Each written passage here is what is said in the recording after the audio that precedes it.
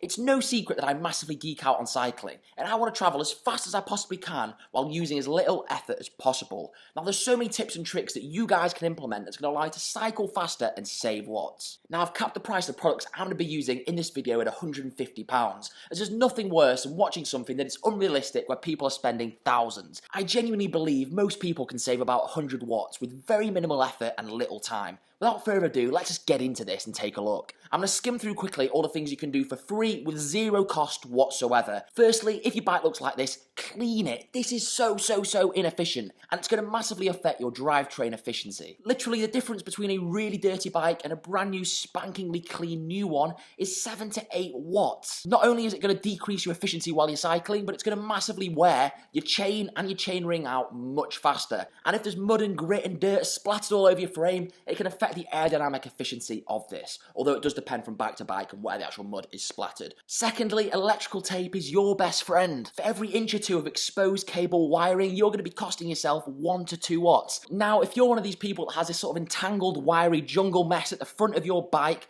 that is just all over the place, use a bit of electrical tape, tidy it up, compact it all together, and you're probably going to save around 5 watts from doing this. And the same applies for all those exposed bolts on your bike. Tape them up. This is going to smoothen out the wind flow and again, only save 1 to 2 watts, but all of these things add up and before you know it, you're going to be saving 20, 30 watts from just making these small individual little changes. Point number 3, bottle placement. Now the most common mistake I see people make is having a normal water bottle on their down tube, and literally every cyclist and triathlete has this, bar 0.1% who are actually sensible. Now Aerocoach actually tested this in the wind tunnel and they found out that having a bottle on your down tube is going to cost you 3.5 watts at 30 kilometers an hour and 8.1 watts at 40 kilometers an hour. This is absolutely huge. I would personally move the bottle from the down tube to behind your saddle. It's going to be much more efficient. Your body's going to be blocking it from the wind, so it's pretty much got a 0 watt cost. Now the last free tip is the leg shave. Now you might not be looking cool with those baby smooth legs, but trust me, it is effective and efficient. Both Swiss Side and Specialized have tested this in the wind tunnel, and at 45 kilometers per hour, you're saving 14 watts.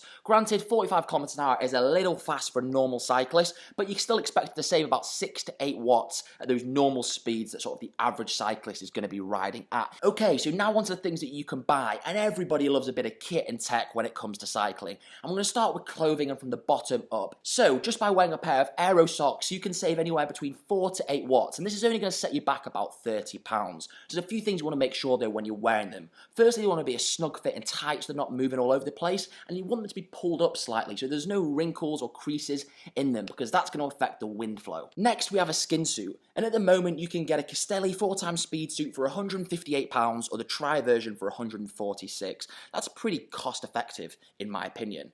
Now this will save you 15 watts from a normal kit and up to 30 watts if you're wearing really baggy, sort of not typical cycle clothing. Of course, there's more expensive options that you could consider, and there's some custom skin suits that are costing up to £5,000, but for 99% of the general population who are cycling, this is going to be plenty and absolutely perfect. Onto now your helmet choice, and option 1 is your sort of bog standard typical decathlon helmet. It's going to cost you anywhere between £10 to £35 depending on the brand and depending how it's made, and this is typically not going to be that aero. Now if you upgraded this to say option 2, which is the Aero Road helmet. Now for the purpose of this video, I'm going to be using the Giro Vanquish MIPS because there's wind tunnel data on it compared to other helmets, and it's just an easy basic helmet to use. Now upgrading from your typical standard helmet to this helmet is going to save you about 15 watts. Now that is massive saving, and to be fair on top of it, I think it looks pretty damn cool. What do you guys think? Let me know down below.